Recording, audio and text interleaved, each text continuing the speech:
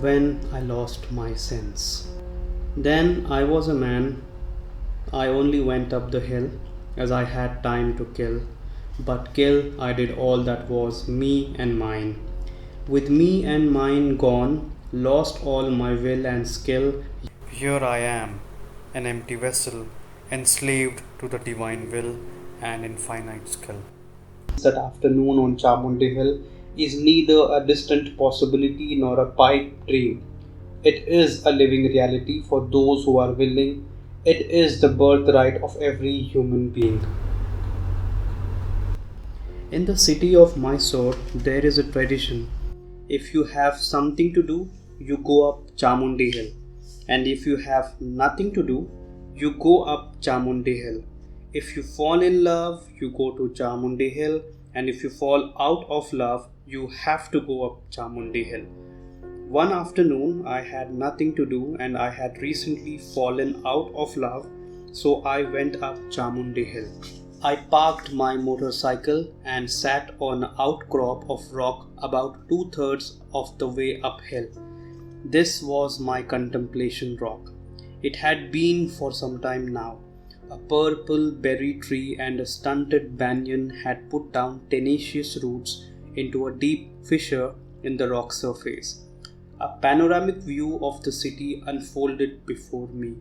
Until that moment, in my experience, my body and mind was me and the world was out there. But suddenly, I did not know what was me and what was not me. My eyes were still open, but the air that I was breathing, the rock on which I was sitting, the very atmosphere around, everything had become me. I was everything that was. I was conscious, but I had lost my senses. The discriminatory nature of the senses simply did not exist anymore. The more I say, the crazier it will sound because what was happening was indescribable. What was me was literally everywhere. Everything was exploding beyond defined boundaries. Everything was exploding into everything else. It was a dimensionless unity of absolute perfection. My life is just that moment, gracefully enduring. When I returned to my normal senses, it felt as if just 10 minutes had elapsed. But a glance at my watch told me that it was 7:30 in the evening. 4.5 years had wide 4.5 hours had passed. My eyes were open, the sun had set, and it was dark. I was fully aware, but what I had considered to be myself until that moment had completely disappeared. I have never been the teary kind, and yet here I was at the age of 25 on a rock on Chamundi Hill, so ecstatically crazy that the tears were flowing and my entire shirt was wet. Being peaceful and happy had never been an issue for me. I had lived my life the way I wanted. I had grown up in the 60s, the era of the Beatles and blue jeans, read my share of European philosophy and literature, Dostoevsky, Camus, Kafka, and the like. But here I was exploding into a completely different dimension of existence of which I knew nothing, drenched in a completely new feeling, an exuberance, a blissfulness that I had never known or imagined possible. When I applied my skeptical mind to this, the only thing my mind could tell me was that maybe I was going off my rocker. Still, it was so beautiful that I knew that I didn't want to lose it. I have never quite been able to describe what happened that afternoon. Perhaps the best way to put it is that I went up and didn't come down. I never have. I was born in Mysore, a pretty princely town in southern India, an erstwhile capital, known for its palaces and gardens. My father was a physician, my mother a homemaker. I was the youngest of 4 siblings. School bored me. I found sitting through class impossible because I could see that the teachers were talking about something that did not mean anything to their lives. Every day, as a 4-year-old, I instructed my housekeeper, who accompanied me to school in the morning, to drop me off at the gates and not enter the building. As soon as she left, I would dart to the nearby canyon, which exploded with an incredible variety of life. I started accumulating a vast personal zoo of insects, tadpoles, and snakes in bottles obtained from my father's medicine cabinet. After a few months, when my parents discovered that I hadn't been attending school, however, they seemed singularly unimpressed by my biological explorations. My expeditions to the canyon were dismissed as messing about in a rainwater drain. Thwarted, as I often was, by what I regarded as a dull and unimaginative adult world, I simply turned my attention elsewhere and found something else to do. In later years, I preferred to spend my days roaming the forest, catching snakes, fishing, trekking, and climbing trees. I would often climb to the topmost branch of a big tree with my lunchbox and water bottle. The swaying motion of the branches would transport me to a trance like state where I was asleep but wide awake at the same time. I would lose all sense of time on this tree. I would be perched there from 9 o'clock in the morning to 4:30 in the evening when the bell rang and school was done. Much later, I realized that unknowingly I was becoming meditative at this stage in my life. Later, when I first instructed people into meditations, it was always swaying meditations. Of course, I hadn't even heard of the word meditation at this point. I simply liked the way the tree swayed me into a state beyond sleep and wakefulness. I found the classroom dull, but I was interested in everything else. The way the world is made, the physical terrain of the land, the way people live. I used to take my bicycle along the mud roads in the countryside, riding a minimum of 35 kilometers a day. By the time I came home, I would be caked with layers of mud and dust. I particularly enjoyed making mental maps of the terrain I would travel. I particularly enjoyed making mental maps of the terrain I'd traveled. I could just close my eyes when I was alone and redraw the entire landscape that I'd seen that afternoon. Every single rock, every outcrop, every single tree. I was fascinated by the different seasons, the way the land changes when it is plowed, when the crops start germinating. That is what drew me to the work of Thomas Hardy. His descriptions of the English landscape, which go on for pages on end. I was doing the same in my head with the world around me. Even today, it is like a video in my head. If I want, I can replay the whole thing, those years and years of all that I observed with vivid clarity. I was a die-hard skeptic. Even at the age of 5, when my family went to the temple, I had questions, lots of them. Who is God? Where is He? Up there? Where is up? A couple of years later, I had even more questions. In school, they said the planet was round. But if the planet was round, how did one know which way was up? No one ever managed to answer these questions, so I never entered the temple. This meant they were compelled to leave me in the custody of the footwear attendant outside. The attendant held me by the arm in a vice-like grip, pulling and tugging me around with him as he did his business. He knew that if he looked the other way, I would be gone. Later in my life, I couldn't help noticing that people coming out of restaurants always had more joyful faces than those coming out of temples. That intrigued me. And yet, while I was a skeptic, I never identified with that label either. I had lots of questions about everything, but never felt the need to draw any conclusions.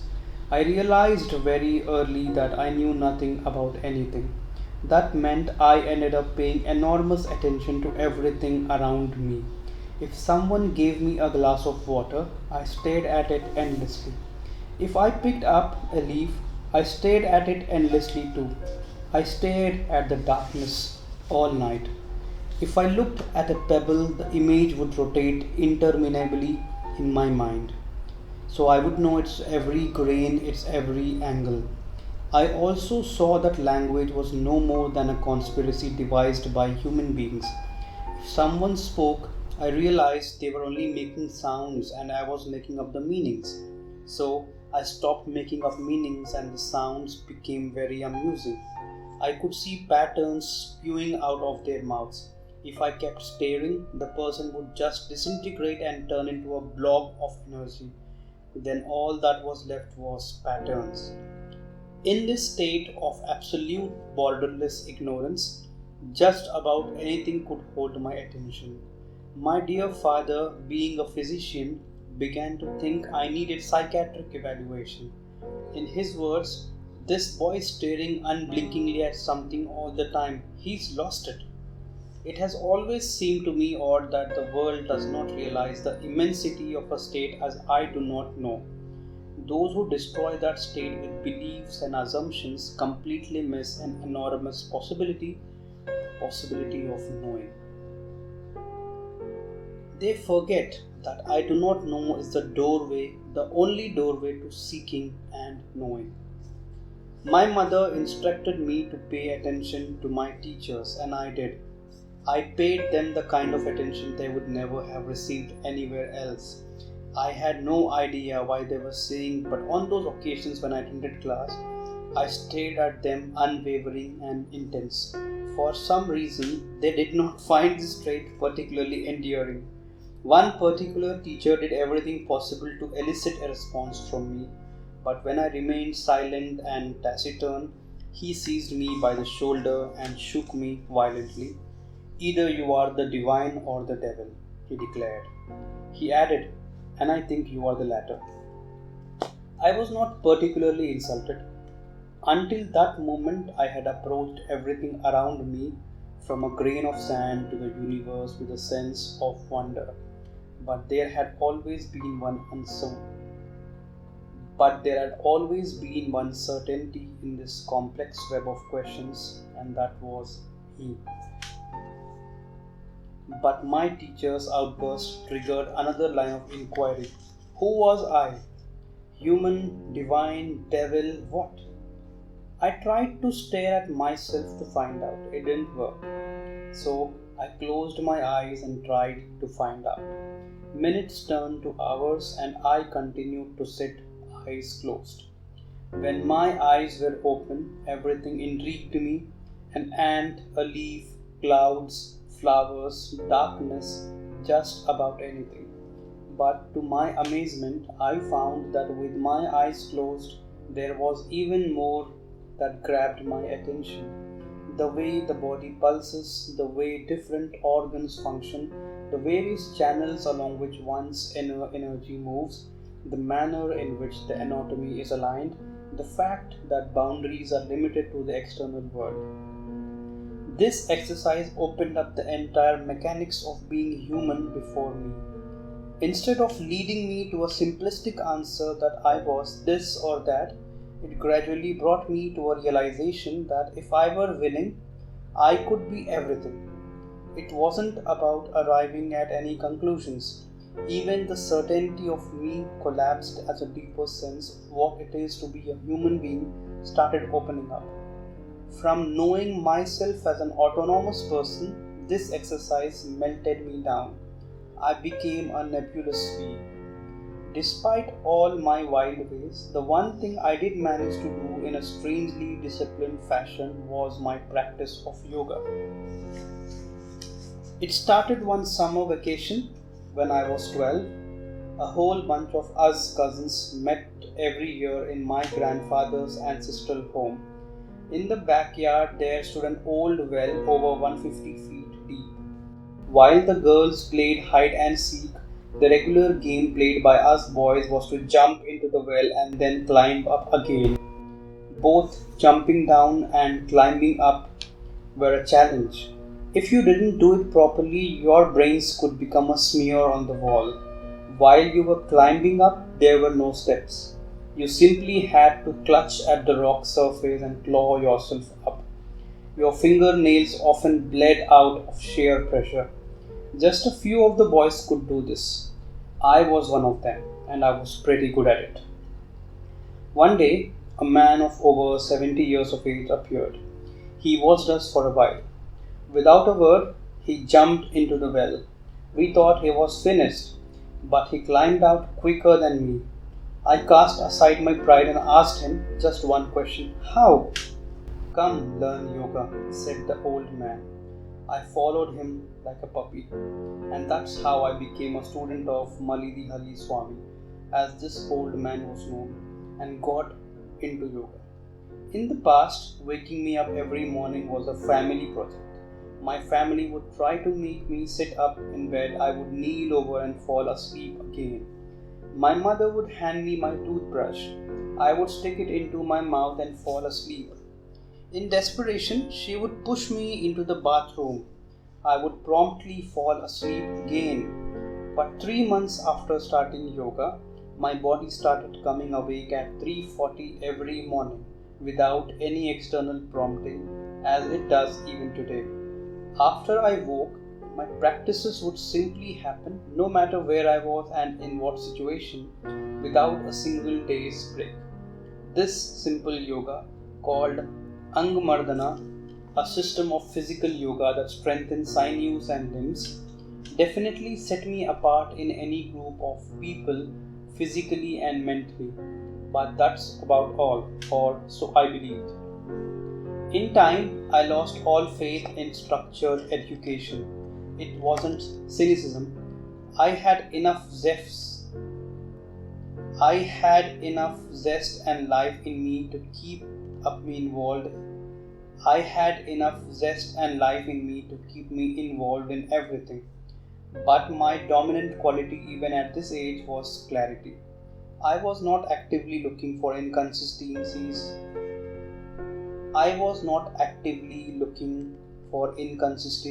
Or loopholes in anything I was taught. I just saw them. I have never looked for anything in my life. I just look. And that is what I am trying to teach people now. If you really want to know spirituality, don't look for anything. People think spirituality is about looking for God or truth or the ultimate. The problem is you have already defined what you are looking for. It is not the object of your search that is important, it is the faculty of looking. The ability to simply look without motive is missing in the world today.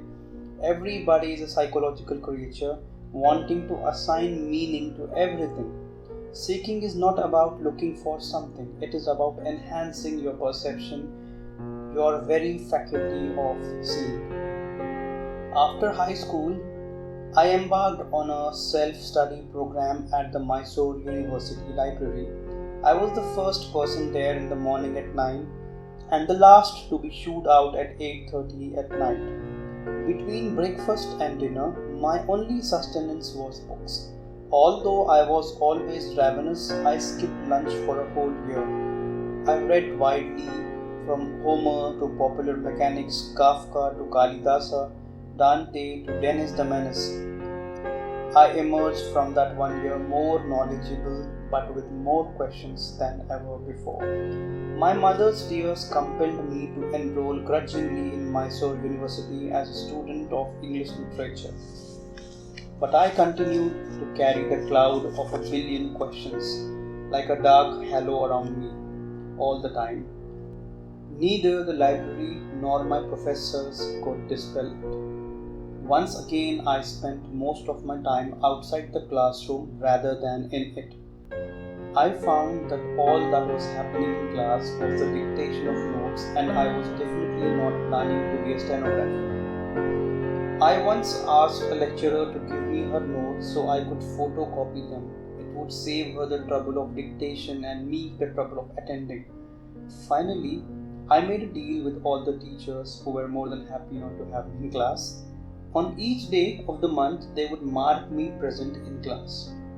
On the last day of the month, the attendance was registered. That day I would enter and just make sure they were keeping up their end of the bargain. A group of us started meeting under a huge banyan tree on the campus grounds. Someone named it the Banyan Tree Club, and the label stuck. The club had a motto: "We do it for the fun of it." We would assemble under the tree on our motorcycles and talk for hours on a variety of subjects, from how to make Java motorcycles go faster than they did to how to make the world a better place. Of course, we would never get off our motorcycles at any point. That would have been sacrilege. By the time I was done with university, I had ridden all over the country. Initially, I traveled South India on my bicycle. Later, I crisscrossed the entire country on my motorcycle. Then it was natural to cross the national borders. But when I reached the India-Nepal frontier, I was told that my motorcycle registration and driving license weren't enough. I needed more papers. After that, it became my dream to somehow earn enough money to travel the world on my motorcycle. It wasn't just wanderlust. The truth is, I was restless. I wanted to know something. I didn't know what and I didn't know where. I needed to go to get it. But in my innermost being, I knew I wanted more. I never considered myself particularly impulsive. I was just life oriented. I measured the consequences of my actions. It is just that the more dangerous they were, the more they attracted me. Someone once told me my guardian angel must be very good and perpetually working overtime. There was always in me a longing to test the border, to cross the edge. What and why were never questions for me. How was the only question. When I look back now, I realize that I never thought about what I wanted to become in life. I only thought about how I wanted to live my life, and I knew that the how could only be determined within me and by me. There was a big boom in poultry farming at that time. I wanted to make some money to finance my desire for unrestrained, purposeless travel, so I got into it. My father said, "What am I going to tell people? That my son is rearing chickens?" But I built my poultry farm and I built it single-handedly from scratch. The business took off. The profits started rolling in. I devoted 4 hours every morning to the business. The rest of the day was spent reading and writing poetry, swimming in the well, meditating, daydreaming on a huge banyan tree.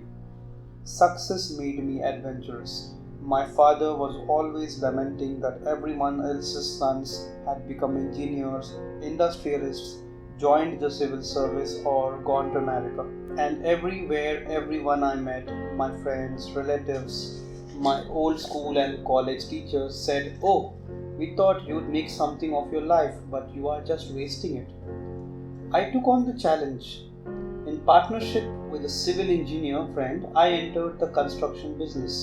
In 5 years, we became a major construction company among the leading private contractors in Mysore. My father was incredulous and delighted.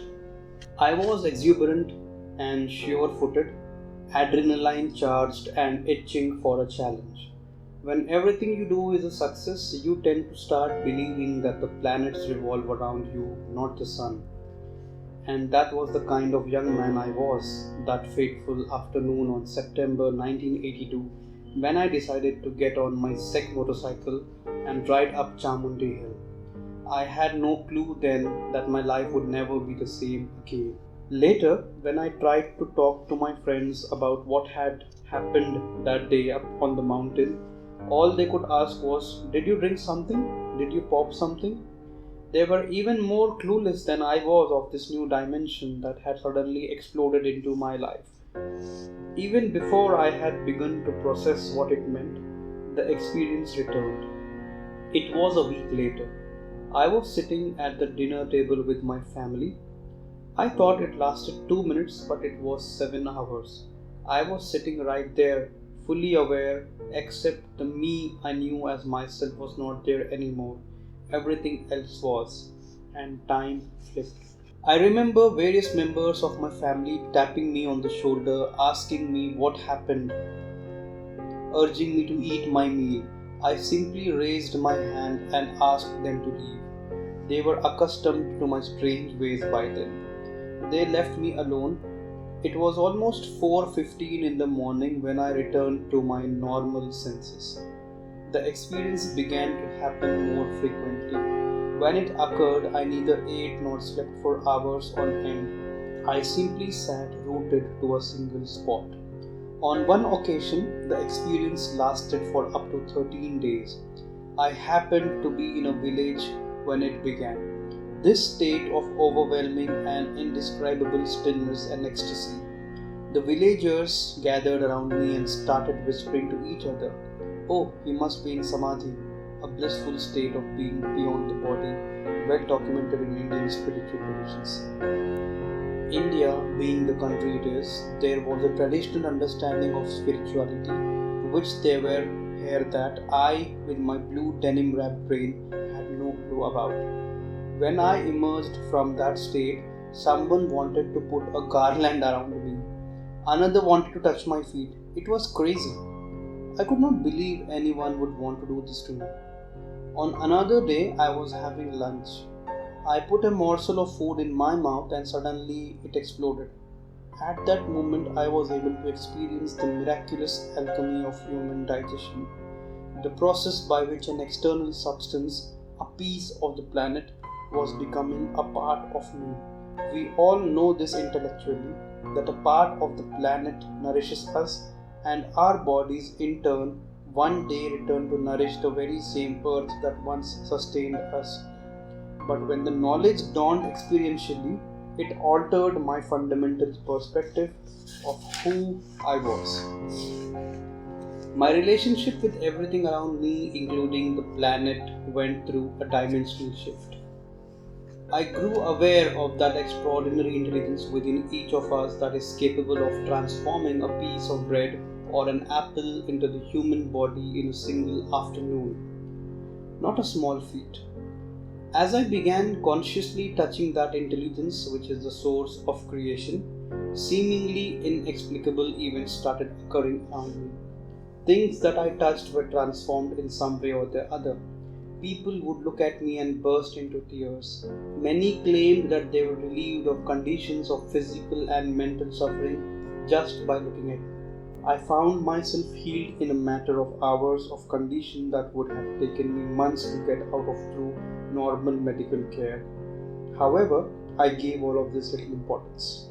This ability to transform my external and internal reality quite dramatically has continued within me and around me to this very day. It is not something I have ever tried consciously to achieve. It is just that once one is in touch with this deeper dimension of intelligence, which is the very basis of our existence here, life turns quite naturally miraculous. In about 6 to 8 weeks, this incredible experience became a living reality. During this time, everything about me changed dramatically. My physical appearance, the shape of my eyes, my gait, my voice, the very alignment of my body began changing so drastically that people around me started to notice as well. What was happening inside me was even more phenomenal. Within 6 weeks, a huge flood of memory descended. Literally lifetimes of memory. I was now aware of a million different things happening inside me in a single moment. It was like a kaleidoscope. My logical mind told me none of this could be true. What I was seeing inside myself was clearer than daylight, but I secretly hoped it was false. I had always seen myself as a smart young man. Suddenly I appeared to be a clueless young fool, and that bewilderment was something I could not come to terms with. But I found to my chagrin that everything my memory was telling me was true. Until this time, I had completely refused to accept anything in my life that did not fit into a rational and logical framework. Slowly, I began to realize that it is life that is the ultimate intelligence.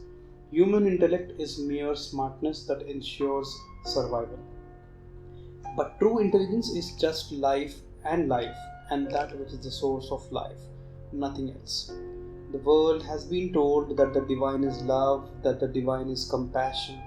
But if you pay attention to creation, you realize that the divine, or whatever is the source of creation, is above all the highest intelligence that you can imagine. Instead of trying to tap into this all powerful intelligence that pulsates within each of us, we opt to use our logical intellect, which is useful in certain situations but essentially limited. I also began to experience a heightened sensitivity to the feelings of others. Sometimes just the sight of an unknown person on the street in a state of grief could make me weep. I could not believe the states of misery that human beings were capable of enduring when here I was simply bursting with ecstasy for no reason at all. It took a while for me to realize that what was happening to me was something spiritual. I began to understand that what the sacred traditions and scriptures had extolled as the ultimate experience was happening to me, that I was experiencing, in fact, the most beautiful thing that can happen to a human being. Moment to moment, every cell in my body was exploding with nameless ecstasies. Right now, people glorify childhood because a child can laugh and be happy for no reason at all. But I saw that it is possible to be ecstatic in one's adulthood as well. It is possible for every human being because all we can ever experience happens from within us. I began to realize that the physical transformation in my appearance was actually a realignment of my entire inner constitution. I had been practicing a basic set of physical postures or hatha yoga since I was 12 years old. Those 13 odd years of yoga bore fruit at this time. Yoga is essentially a way of recreating the body so that it serves a higher purpose. The human body can function as a piece of flesh and blood or as the very source of creation. There is a whole technology for transforming the human into the divine. The human spine isn't just a bad arrangement of bones, it is the very axis of the universe. It just depends on how you reorganize your system. In my case, from being a physically intense person, I learned to carry my body as if it were not there at all. My physicality became very relaxed.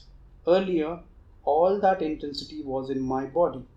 People could feel that if I entered a room, it meant action. But now I learned to carry my body differently. And that is when I realized that this experience I had was really yoga. This experience of union with existence, of oneness with all life, of boundlessness was yoga. The simple set of yogic postures or asanas I had been practicing daily was about physical fitness, or so I thought. But after the experience on Chamundi Hill, I realized that what I was doing was actually a process that could deliver me to a dimension far beyond the physical. And that is why I tell people, even if you get into yoga for the wrong reasons, it still works. There is something within every human being that dislikes boundaries, that is longing to become boundless. Human nature is such that we always yearn to be something more than what we are right now. No matter how much we achieve, we still want to be something more. If we just looked at this closely, we would realize that this longing is not for more. This longing is for all. We are all seeking to become infinite. The only problem is that we are seeking it in installments. Imagine that you were locked up in a cubicle of 5 feet by 5 feet. However comfortable it is, you would long to be free of it. The next day, if you were released into a larger cubicle of 10 feet by 10 feet, you would feel great for a while, but soon the same longing to break that boundary would return. It does not matter how large a boundary we set, the moment you become conscious of it, the longing to break it is instinctive. In the East, this longing has been culturally recognized as the highest goal of all human activity and endeavor. Freedom, or mukti or moksha, seen as a natural longing in every human being and our ultimate destination.